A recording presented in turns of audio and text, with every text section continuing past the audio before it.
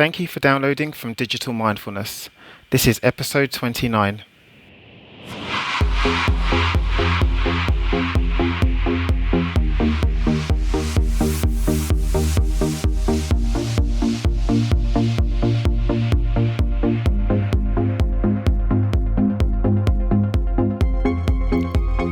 This episode of Digital Mindfulness is sponsored by Semantica Research, a leading media intelligence company helping communications, social media and marketing professionals make better, more informed decisions from digital data.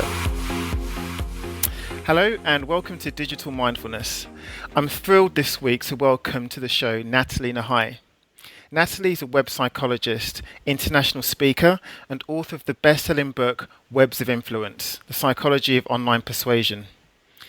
She's an expert in helping businesses apply scientific rigor to the ways that they design websites, their content marketing, and also their products. Nathalie also lectures internationally on the digital application of behavioural sciences and is also a co-host of The Guardian's Tech Weekly podcast. Last year, she also founded the conference Humanise the Web that focused on the ways that the internet influences our behaviours and how businesses can harness the power of persuasive technologies for good. Nathalie, welcome to the show. Thank you very much for having me, Lawrence. You didn't mention there that actually you were one of the favourite speakers at the conference that we did last year. So, I didn't know, but yes, it was, and that was an amazing experience as well. So yeah, thank you. So Nathalie, this is all about you now. So I've really given a really short, tiny synopsis about you and how you got to do what you do. But your background is way more interesting than that. So I'm wondering for everybody that doesn't know, can you just tell us how you became?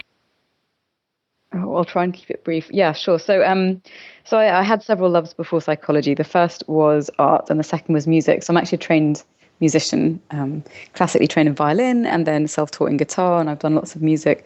And then I went also, having done a BSc in psychology, I went to Central St Martin's and then studied art. So I'm also a fine artist. And it was kind of through the combination of these various disciplines that I found myself in a position where I had learned to design and code websites, mainly because for music, I didn't want to have to pay some guy to sort of redesign a website every couple of years because you don't make much money doing music. So I thought I'd learn to do it myself. And then I thought about, well, surely if physical environments influence the way that we behave, as we've seen very recently in a lot of the sort of the literature around nudging, for instance, that's come out, then surely we can apply some of these similar principles somehow online. And so I started thinking about applying the psychology that I'd learned and trying to figure out if there was any research that looked at the application in terms of designing websites, products, etc. And I found that there was a huge amount of really interesting literature that was quite disparate across a whole bunch of different disciplines. So for instance, things like human-computer interaction, neuroaesthetics, which is the study of how our brains respond to visual stimuli, things like cross-cultural psychology, personality psychology, all sorts of different fields, including marketing as well. And I started to think, well, what happens if you start to join the dots and bring together a more holistic, comprehensive approach to how we decipher why we behave online the way we do, and also engineer spaces so that we can achieve certain outcomes. And so that's what inspired me to write the book. And because there wasn't really anything in the way of, MSCs in UX and the way that we have now, where things have changed a lot in the last 5 years. I thought that the book would be the best way to access the knowledge and then also make it available for other people who are interested in kind of looking into the digital application of behavioral science. It's fantastic because you said in the last 5 years things have changed so much, and you're actually writing a second edition of the book, aren't you? Yes, writing is very optimistic. Yes, I am squeezing in time to write the second edition, which is interesting because actually a lot of the principles that I wrote about have since become best practice, which is fantastic, especially within the conversion rate optimization space, which, if for listeners who might not be aware, basically all that means is that people employ testing protocols to be able to assess the success rates of principles that they use on a website. So it might be something like only 3 tickets left, sign up now, versus 33% off. And they'll split test that, see which is most effective, and then go with the winning variable. So in the CRO space, there's a lot of exploration that has been done to apply these principles, and it's kind of making its way into some of the larger businesses that we're seeing now. So mostly everybody knows that when they visit a website or a digital service that they're being influenced in one way or another. But you've also written a lot about the fact that there are lots of things that we encounter online without thinking that affects our behaviour. And I was wondering if you could just expand on that a little bit and just tell us what they are. Sure. So it can be anything from the kinds of recommendations that we see from our friends, the passively absorbed information that we receive, for instance, in a news feed. So it could be the fact that increasingly, if we're not using ad blocking software or tracker blocking software like Ghostery, for instance, that the kinds of materials that we're exposed to reflect our existing preferences. So it means that the kind of content we're exposed to reinforces existing beliefs, perspectives on the world, etc. It could be that kind of level of influence. So not really reaching beyond what we already know to explore different choices. It can be anything from sort of fairly straightforward persuasion principles like the use of scarcity. So only 5 flights left that you'll see, for instance, if you use the British Airways website or any number of flight searches. Or it could be the use of what has been called dark patterns. So it's kind of any interface that's been designed to trick the user into taking an action that may not be in his or her best interest. So there are all these different ways in which we can be influenced to take actions that may not be in our best interests. And on the flip side, if they're used well to help enable and facilitate customer experiences, they can actually be very beneficial in terms of making things much, much easier, much more frictionless, and much more, delightful experiences. Could you just give an example of what a dark pattern is? Because that sounds really... Sure. So, right. So, for instance, let's give an example of dynamic pricing. So, dynamic pricing is a principle whereby you've got one item or service and you sell it for different prices depending on who is purchasing it. Now, there are ways in which to use this in a socially acceptable way, which would be, for instance, let's stick with a flight example because that's nice and easy, which would be, for instance, we all know that if we book a flight 4 or 5 months in advance, we'll get usually a pretty good rate because we're being conscientious and we'll get the best price. Generally speaking, I mean, you can also sometimes get the best price if you wait to the last minute, but for the purposes of this. So that's okay. And we know that if you leave things sort of a bit further on and you're maybe waiting sort of 2 weeks before, that generally prices tend to go up. Now, you're going to get a seat right next to the person who's waited to the last minute and who's paying twice the amount. And yet, because we know that that particular principle is at play and it's fairly socially acceptable, we kind of think, well, it's fine. We've not been duped. We've not been tricked. We knew what we were getting into by planning ahead or leaving things to the last minute.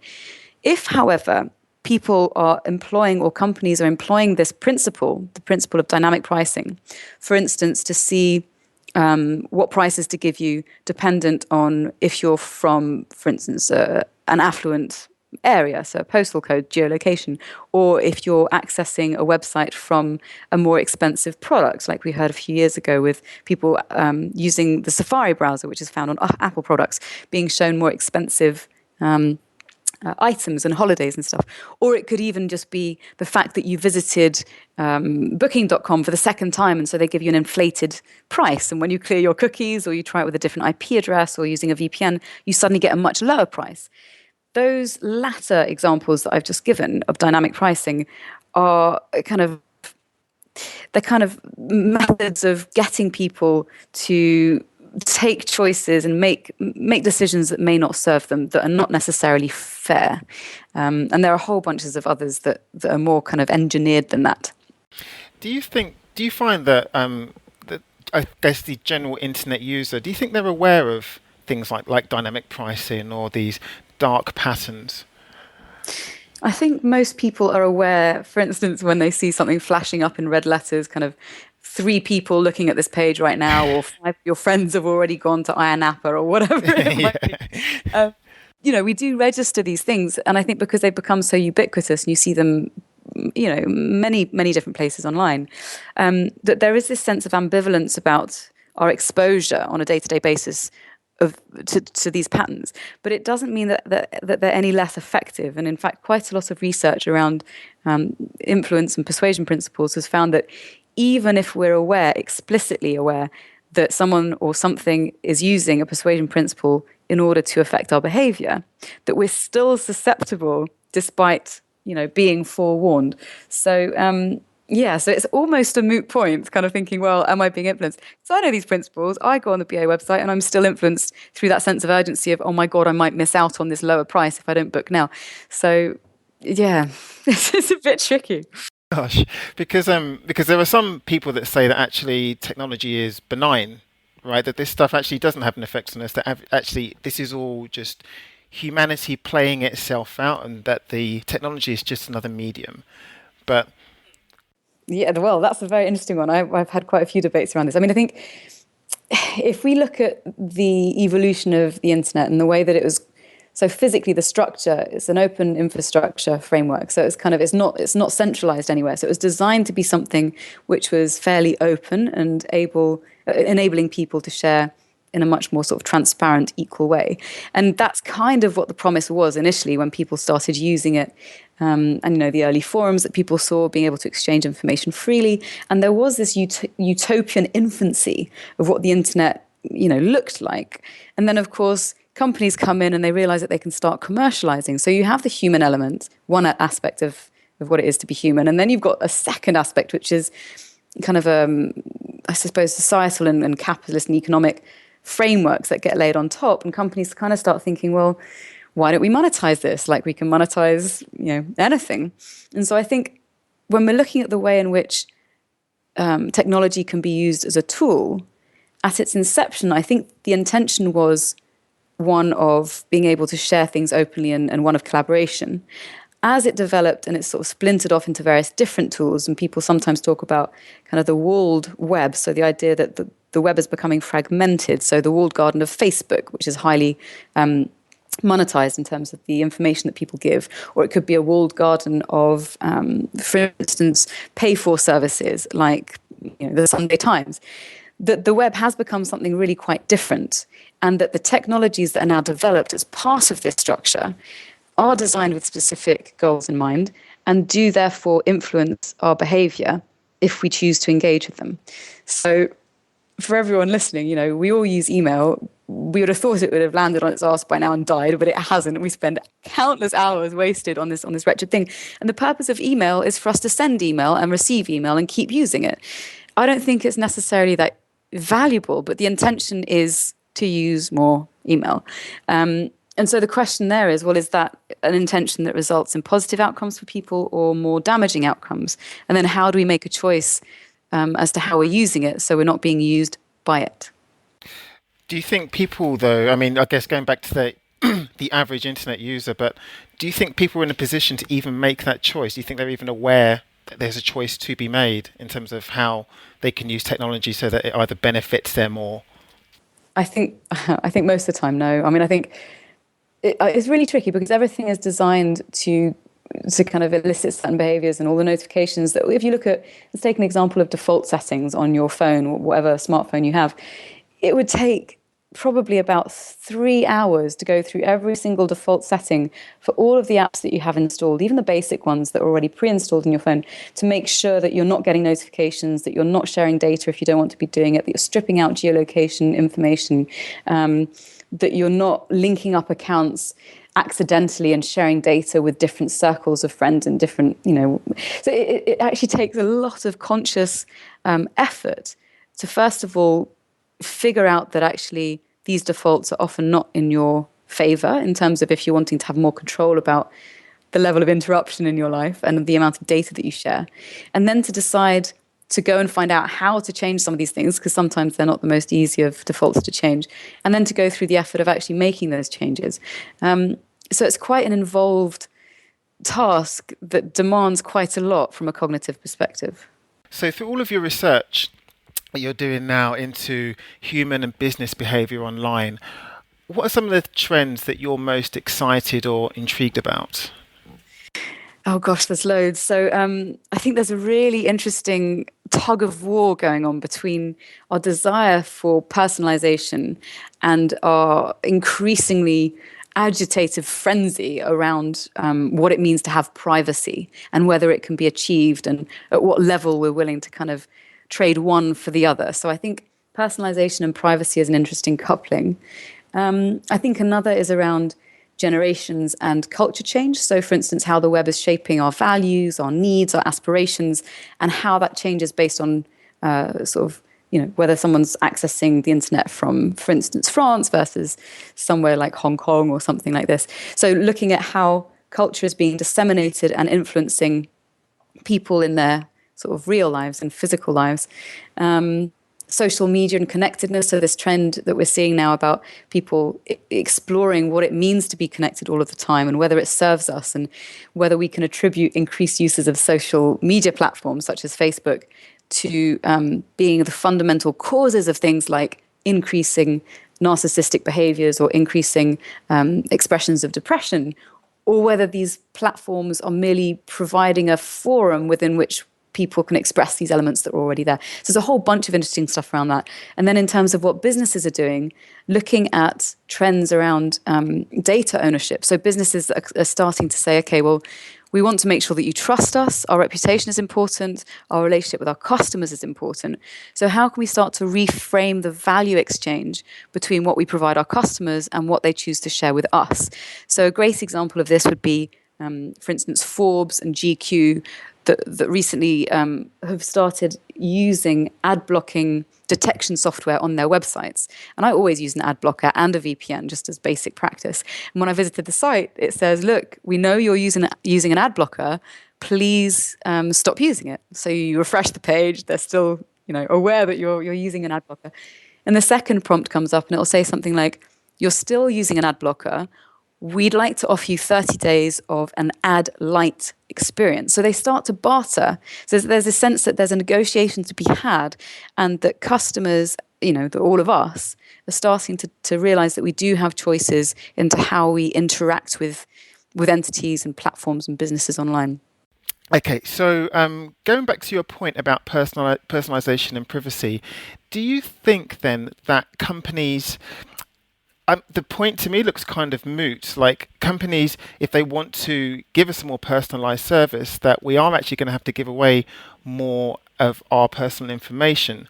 But again, extending this question, this whole thing that you were talking about in terms of conscious behavior, like what we choose to share as customers, we're going to have to kind of enter into a negotiation with a company about that. So, but a lot of people aren't really, I know a lot of people that just say, yeah, of course, I'll give you my information, whatever. I'll have the ad free or the ad light version of the website. People aren't really aware that they're giving away so much information. So what I really want to ask is, from a psychological perspective, just how important is privacy online to people? Oh, that's such a good question. It's a really complicated one. I mean, it depends on what you think important means, depending on who you are. So I think I've had a lot of conversations with people about this, asking what their own personal take is. And I think the key thing here is that each of us have different ideas about what value we're getting by exchanging our data for a particular service or product. My impression is that people don't like to feel like they've been taken advantage of, and that each of us have different thresholds for that. And I think the first thing that I found a lot of people are concerned about is the fact that, well, there's two things. The first is that they're not aware what it is that they're giving away by signing up for something, and there's no way that they can read the reams of terms and conditions, which is why, for instance, I have an iPhone. When it comes up with a prompt and says, okay, well, this app wants to access your location, allow or dismiss or disallow, it makes it much easier for me to make that snap decision. So things like that. So having an understanding about what it is that we're giving up or what we're trading. And the second is being empowered with an easy way to kind of choose how to either limit or switch off these functions. So it's about having the understanding of what we're giving up and then how to make an action that we're comfortable with in terms of how much we share or whether we share at all. And that's the key question, I think. And people are starting to ask it, but because it's in the interest of companies to gather as much as they can. And I think also because we've not seen any tangible, concrete immediate impacts of our sharing this data. It's not like you share your data for 5 weeks and then suddenly your insurance company turns around and goes, right, well, we're just going to up your premium by 50% because we've seen that you drink heavily. We've not reached any of these examples yet. And I think that's the danger, is that because we don't have anything in terms of an immediate feedback for the behavior that we're exhibiting online, it's very hard for us to figure out what the impact actually is in our lives. Because lots of companies are very excited about this possibility, aren't they? Particularly with wearables, that they will be able to determine, for example, insurance premiums by exactly how you're driving or how much you drink or how you look after yourself.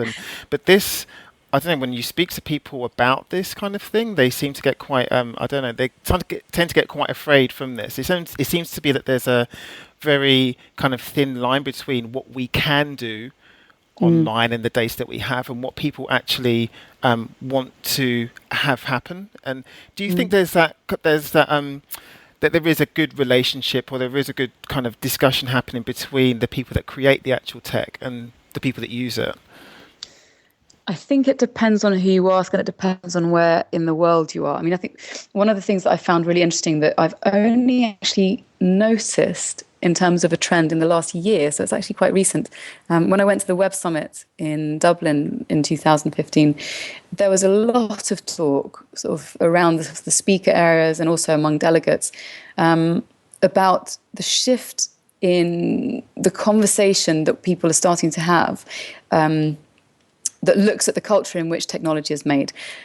So I was going to try and phrase that in a more concrete way. So basically, a lot of the tech that we use comes out of Silicon Valley and comes out of an American culture which has its own subculture in which everything is about failing fast and forward. It's about getting the biggest amount of data so that then when the company has used up its funding in that space of 4 years, their investors can then sell that data or use that data however they want. It makes it more valuable, etc. So there's a very specific way of developing platforms and technologies in that particular part of the world that people now in Europe are starting to question. So the issues around, for instance, the Safe Harbor Agreement, the issues around GCHQ, the NSA, data collection, who owns what. In the UK about, for instance, not allowing encrypted services, the idea that they want to kind of put backdoors into encrypted services, where in countries like the Netherlands, and I think it was a couple of others also, but I read a few weeks ago that the Netherlands, they're putting lots of money into open SSL and into protecting encrypted services for their citizens. We're starting to see different countries take very different positions on what data means, who owns their data, in terms of whether it's the citizen that owns the data that he or she produces, or whether it's the platform in which they're engaged. And I think that's the interesting thing, that there are starting to be different voices being heard around this subject. And that's good because it means that people suddenly realize that there are potentially options in terms of how we deal with this, that it's not just, well, I want to be on Facebook because it's the only way I can contact my friends, so I have to give everything up straight away. No, there are other options. And I think we're starting to enter into that dialogue, and that's really very promising. As a psychologist, why do you think that people, now that we're so incredibly connected to one another, why do you think people report feeling more disconnected? Well, I will give this as a really nice example. So I've had the pleasure of meeting you several times. So I know what it's like to give you a hug. I know what it's like to see you smiling. We've got good rapport. We feel very comfortable in each other's company. And so when we're having this kind of tech-mediated conversation, I can imagine, what your facial expressions might be. And I feel this sense of emotional warmth. I think one of the things that is lacking in our sort of screen-mediated interactions is that, we don't have all of that stuff. We don't have that physical presence. We don't have a change in environment. We're not creating a physical experience together with someone else that gives us all this extra richness in terms of the stimulus that we get, the emotional content, the touch, the smell, the kind of the nonverbal communication, which, you lose if you just have someone's head in a screenshot, for instance, on Skype or whatever, that there's all of this stuff that gets lost.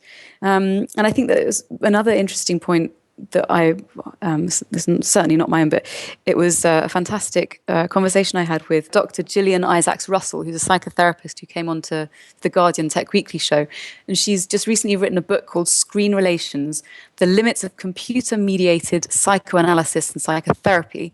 And one of the points that she made was that when we travel physically through space and time, i.e. I leave my house at 10 o'clock to meet you at the hospital club at 11 o'clock. So I've moved physically, it's taken me time to get to where I'm going to be. And then we sit and we have a coffee and we have a chat and we laugh and we debate. All of that, the physical motion of going to that point enables us to lay down memory in a much deeper way than we can when we have an experience where I'm just at the click of the button suddenly accessing you via video or FaceTime or Skype, whatever it is.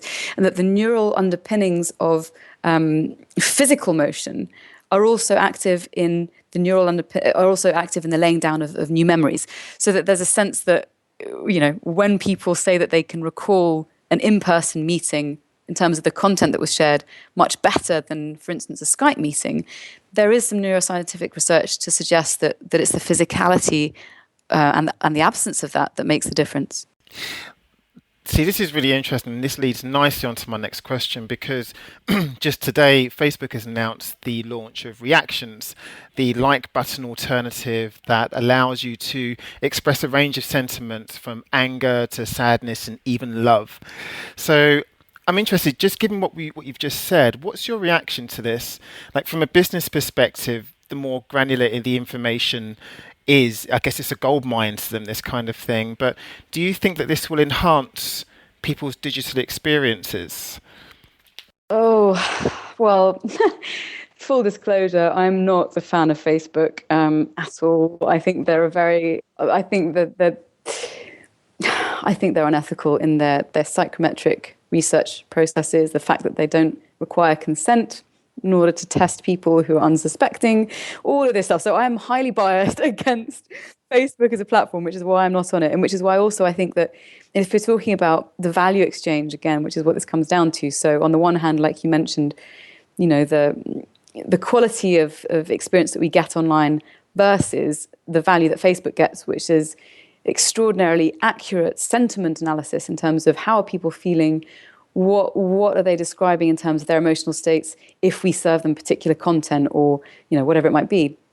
I think the value exchange is not a balanced one, and I would be very surprised if people suddenly came home after a few weeks of using this and said, oh my God, it's changed my life. Now I can put an angry face instead of just saying I'm pissed off. I mean, frankly, it's just systemizing something. And I think to a greater extent, actually, it reduces our capacity for nuanced expression to be able to say, okay, well, instead of just saying love, well, what does that mean? Does it mean erotic love? Does it mean, paternal love? Does it mean, I don't know, whatever kind of love it might be? Or if I'm feeling angry, am I irritated? Am I absolutely livid? That it can reduce and systemize and make smaller our range of emotions. And I think because it's so easy to get into habits of just clicking a like button or a love button or clicking on an emoji, whatever, it kind of doesn't require as much self-expression. And I think that would be a sad thing. So I really like the idea, though, that you were talking about before, that just in our, in the ways that we connect with each other, because we use this word a lot, connect, that actually there's a physicality to it, that the whole action of just, reading the different social cues to even the journey going down to meet people, that contributes to the connection that we have in between each other as people, and that the actual digital connection, it's a shallow form of connection. And I think, sorry, yeah. No, please go ahead.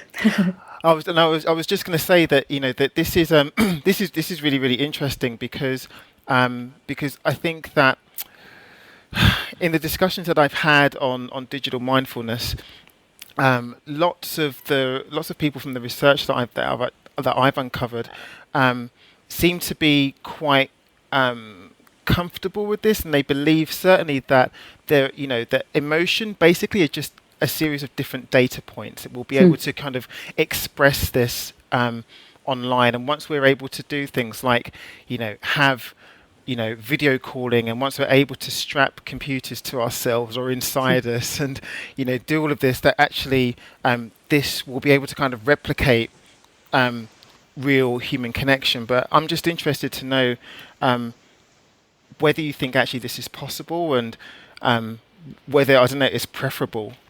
Oh, such an interesting question. Um, yeah, so I mean, it kind of, that sort of migrates us into the territory of transhumanism. So the idea that we can become greater than our kind of evolved natural selves by bringing in technological interventions. So things like implants, which we already have. I mean, kind of the transhumanist is already here. So things like pacemakers, for instance, or I don't know, well, whatever kind of intervention you might like. So wearable tech or nanotechnology or whatever it might be.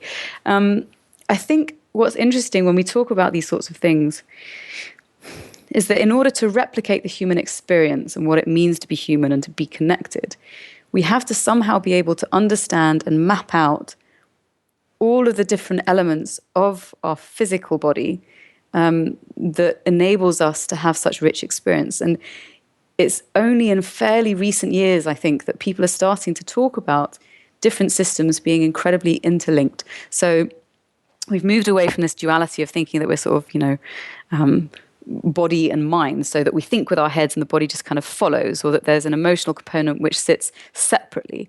And now when you look at quite a lot of the newest neuroscientific research that's being done, we're finding that actually people are talking more about things like embodied cognition. So the fact that a lot of the data that we take in every single moment of every single day, we take in through various senses that then get processed by the mind and other organs, etc., that inform our experience. So if we're thinking about the way in which we can replicate these experiences, we haven't yet even begun to figure out or to be able to map out even sections of the brain. I mean, so how on earth are we going to map out how the entire human body relates within itself in the context of a physical environment, and then in the context of relating to other human beings? I mean, it's just such a complicated picture. And I think we are very far away from being able to get to the point where we actually understand enough to be able to replicate it in any meaningful way. I mean, you can run algorithms that simulate thinking. So, for instance, Dr. Martine Rothblatt, I saw her speak last year at South by Southwest. She's been working on an artificial intelligence program that sits in a sort of a bust, a head and shoulders of this entity called Bina. And it actually seems to be able to express rather a lot of human emotions. There's nuance, there are thought patterns. But again, this is a very disembodied experience. So does that capture an aspect of what it is to be human? Sure, maybe, but it certainly doesn't capture our full range of experience. And so I imagine someday it will be possible. I imagine it will be many, many, many, many generations away from where we are now. As a specialist in online behavior, and knowing how companies manipulate our attention and our emotions online, how do you personally ensure well-being, productivity, and creativity? So the first thing, so there's a couple of things, like proper big decisions that I made. So as I mentioned earlier, I came off Facebook. I thought, right, I'm just sucking up so much time in this ridiculous platform that doesn't nourish me. I don't feel good when I've come off it. And it's just an addictive pattern that I've gotten into. So I came off that completely. I don't want to say that I'm definitely not someone who thinks that tech is a bad thing. I think it's a fantastic thing. So I spend a lot of time on Twitter. I find loads of fantastic resources. It's a great way of keeping in touch with people. So I'm careful about making sure that I have platforms that I find easier to manage, which provide me with value that I actually really want, and the value exchange is good. What else? Oh, I'm quite naughty. I do actually take my laptop sometimes to bed with me, but I also use Flux, which is a fantastic program that makes the kind of the light that's emitted from your screen, it puts it down the orange end of the spectrum, which doesn't then interfere with your melatonin productions, which doesn't then mean that you end up with a terrible night's sleep. What else do I do? When I book write, I make sure that my phone is on airplane mode and that I only am able to access research online, and I'll do it for 45 minutes, so uninterrupted, dedicated focus time. That's brilliant. If I'm in social situations, I will only check my phone if the other person has left and I'm by myself, or if I really need to check it after an hour and a half, I will go to the loo, check my phone there, and then come back into the room so I don't have this external trigger that's constantly reminding me that I could be doing emails or doing something that's essentially much less satisfying. So those are some of the hacks that I use that seem to be working for me. Those hacks, as you described, like they're very human hacks. No, it's not like you rely on the technology to kind of help you be more productive or creative or improve your well-being. Like actually, as we were saying in the pre-interview, like it's quite structured and it's quite disciplined, the routines and the processes you have in your life. Yeah, and I think it comes back to the point that you so beautifully made about choice, that crucially we need to know that we have choice, that we're able to decide how to use technology, and that can be an extraordinary tool. The question really is, why am I using this particular platform? What goal do I want to achieve? Does it serve me?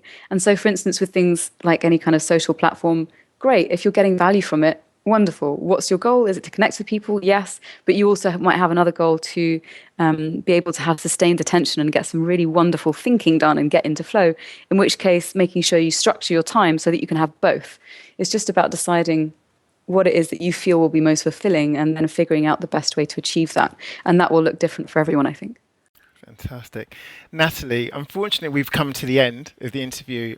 Where can people find out more about you and your work? So you can find me on Twitter at Nathalie Nahai. You can also find me at nathalienahai.com. If you want to check out Lawrence's talk and everyone else's talks from Humanise the Web, you're very welcome to check out humanisetheweb.com as well. And there's all the free videos up there. I think that's pretty much it. Yeah. Okay. That's it. Brilliant. Well, Nathalie, thank you so much for joining us today. It's been an absolute pleasure having you on. Thank you so much. I hope you all enjoyed that episode with Nathalie. I definitely think more differently about the ways that websites pull me in and their dark patterns. Thank you all so much for joining us. We're really grateful for you downloading and are looking forward to being with you again next week.